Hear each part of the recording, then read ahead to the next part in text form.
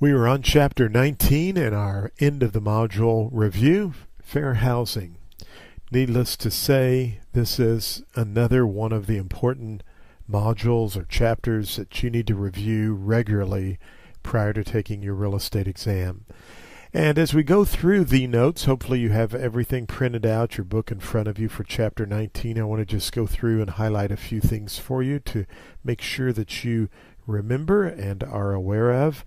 First of all, the Civil Rights Act of 1866, which was an offshoot of the 13th Amendment, really entails the fact that all citizens of the United States shall have the same right in every state and territory as enjoyed by white citizens thereof to, look at this, inherit, purchase, lease, seek, and hold and convey real and personal property.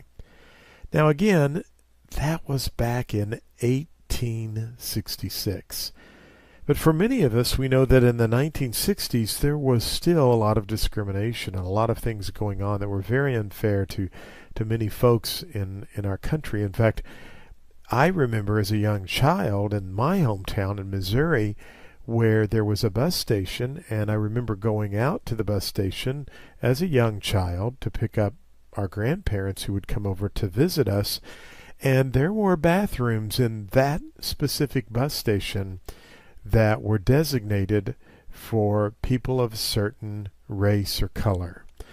And it's interesting to me to see that we had an actual law, the Civil Rights Act of 1866, that really said all citizens of our United States should have the same right in every state and territory as white citizens, where they could inherit, they could purchase, they could lease or hold and convey real and personal property.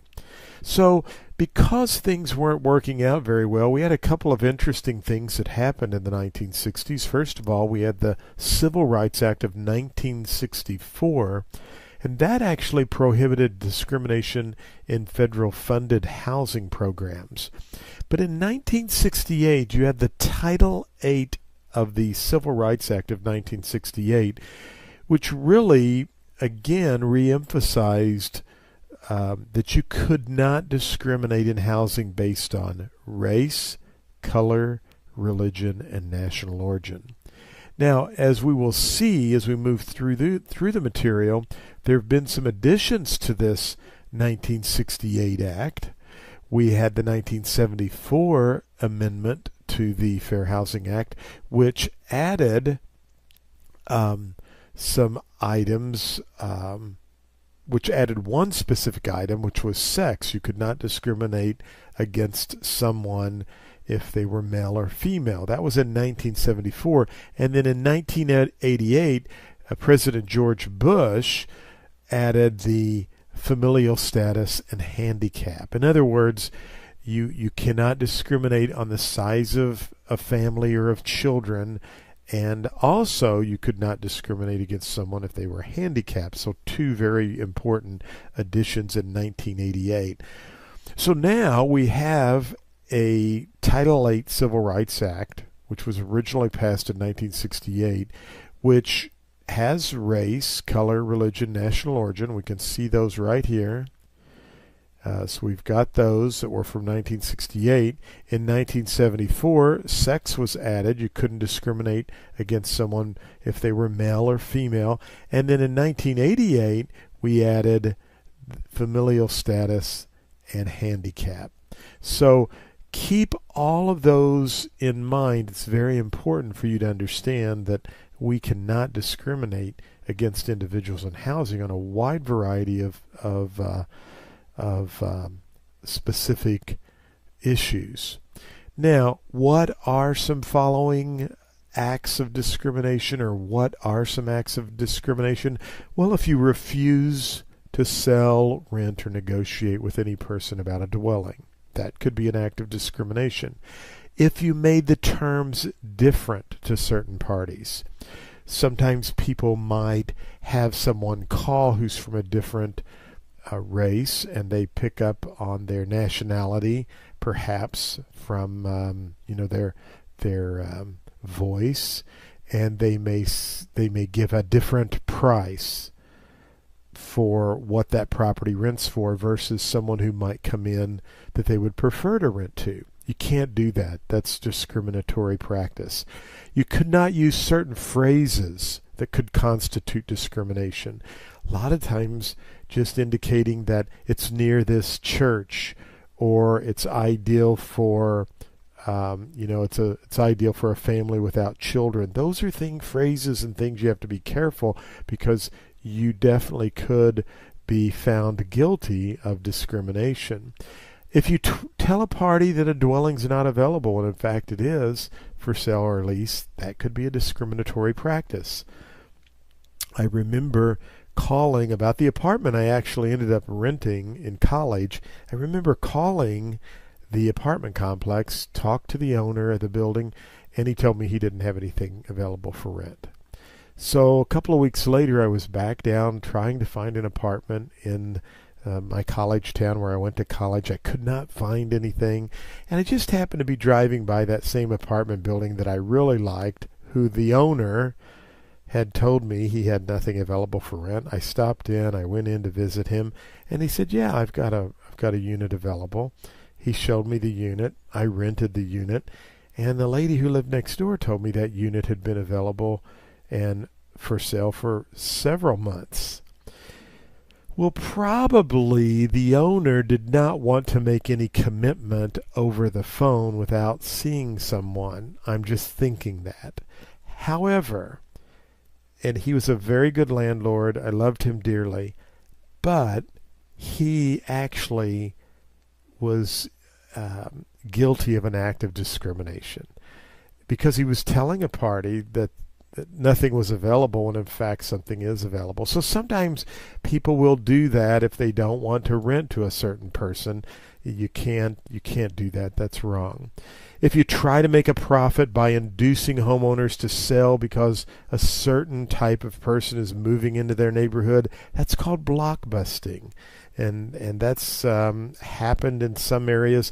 This is normally a test question. You're going to see a lot of things from this chapter, so know it well. That's also called panic peddling. So you go into a neighborhood and you say, "Hey, did you know these types of people are moving into the neighborhood?" People get scared. That's why it's called panic peddling and blockbusting, and they put their house up for sale, and you then in turn try to profit off of that. You can't do that, and again, know that that's called blockbusting. A couple of other things: you deny someone membership in an organization or an MLS. Altering the terms or the condition of the property due to discrimination. You can't do that. Please avoid discriminatory practices in any and all reasons, and it just shouldn't happen. Now, we've got a couple of boxes for you here. You can see who's the Fair Housing Act apply to and who's not covered under the Act. So you can see here, if it's a single-family housing, when a broker is used to sell property, private or corporate, if an owner sells more than 3 units, or owns more than 3 units, if an owner sells more than 1 home within a 2-year period, and if you have units in excess of 4, multifamily units of 4 or less if non-owner occupied. This all applies to fair housing. Now, there could be some situations where the Fair Housing Act does not apply. In other words, you don't use a broker. If you're a religious organization, a Catholic organization, you only want to rent to Catholics, that would be okay. If you rent 1 to 4 family dwelling and you live in one of the units, you could deny certain types of individuals to live there. And if you're a private club restricting lodging or rental rooms only, there could be some ways that I really hate to use the word loopholes, but there are exclusions to the Fair Housing Act. Now, it is important to note that as we go down a little further in the material, How about on the basis of national origin? And the answer is no. You could never discriminate. Why? Because of Jones versus Mayer and because of 1866. Let's talk about Jones versus Mayer. Mr. Mayer, Alfred Mayer, was a builder from Florissant, Missouri. He had a subdivision. He was putting some homes in. He did not want to sell a home to the Joneses, who were African Americans. And Mr. Jones filed a suit, he and his wife, against Mr. Mayer for discrimination. Mr. Mayer's attorney basically tried to argue that because Mr. Mayer actually did not use a broker and followed all of these other rules here, the law did not apply to him. In other words, you can see here that if an owner sells more than one home within a 2-year period, that he or she was not the most recent resident. Well, Mr. Mayer's attorney was trying to say, look, if all of these things were in place, yes, fair housing would apply to us. But Mr. Mayer didn't use a broker, and these other items over here did not apply to him. Therefore, he has the right to discriminate against the Joneses. Or not really discriminate, he has a right to choose not to sell to them. But the Joneses' attorney was a little bit more sharper than Mr. Mayer's attorney. And he said, if you go back and you look at this Civil Rights Act of 1866, it said what? If we go back up here, and I know I've got a lot of scratching on here, hopefully you can see this. It says what? All citizens of the United States shall have the same right in every state and territory as enjoyed by white citizens thereof to inherit, purchase, lease, seek, and hold and convey real and personal property. Therefore, the Joneses' attorney said this: you can't use the loophole here. Can't use it. Why? Because if you look at the Civil Rights Act of 1866, it clearly says all citizens have their rights as white folks to inherit, to buy, to sell real estate. And so in that specific example, you can see, and I kind of go back over that right below here, here's the 1866 Act. Therefore, it's important for you to know that discrimination based on race is strictly prohibited. Let me tell you this. You will see a question on this. And so I would definitely make sure that that you know this. I'm just going to put another star there. So these are very important points. I would make sure that I know that material very well. Now, we have some information on handicap status down below here. We talk about some items. I would make sure you understand and know these, what discrimination is, and also on familial status. When there are one or more individuals who have not reached the age of 18, a landlord cannot discriminate against the parent or legal guardian, even if the person is in the process of obtaining legal guardianship on the basis of housing availability. Now, look at this. I think this is kind of interesting as well. It even says, what if a person is pregnant and not actually had the child yet? You still cannot discriminate under that part of the law. So you got to be real careful about when you're renting, and a lot of homeowners are not aware of this, the rules that apply for especially family status. A lot of times people will say, I do not want to rent to children. You can't do that. It can be very, very, it's wrong, and it can be a discriminatory act. So make sure that you understand those items.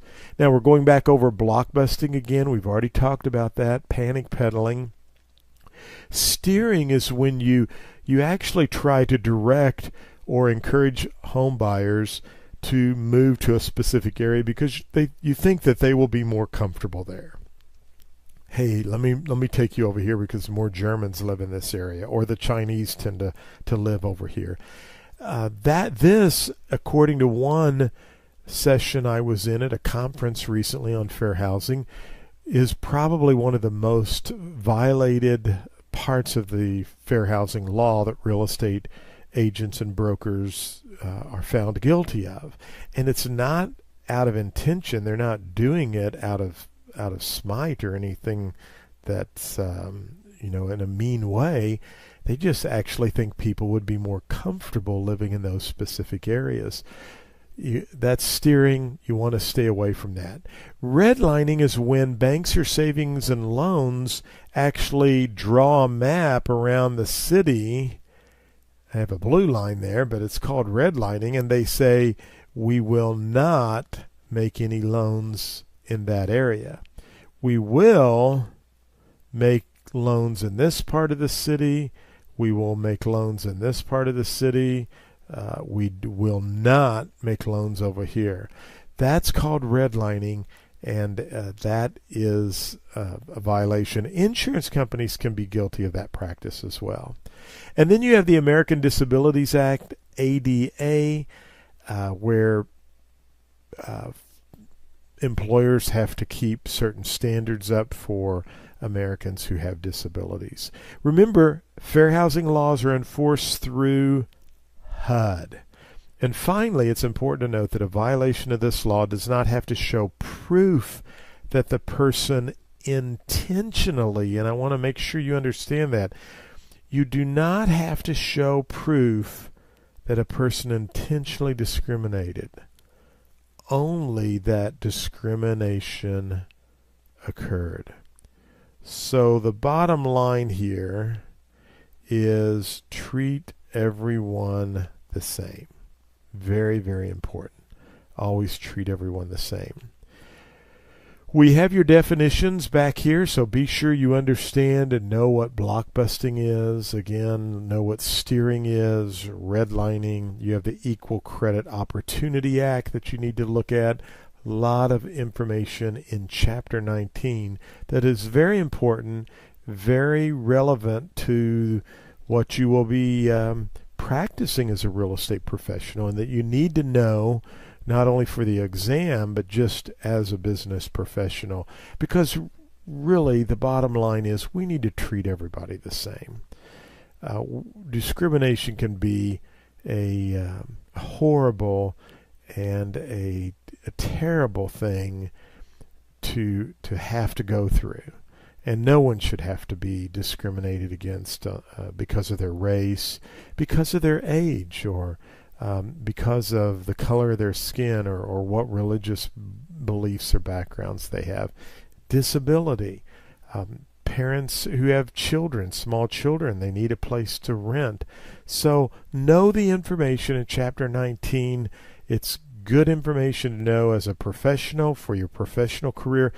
But I can tell you, you will see a lot of questions from this chapter. So study this chapter, go over those review questions, study your flashcards, and you will do just fine.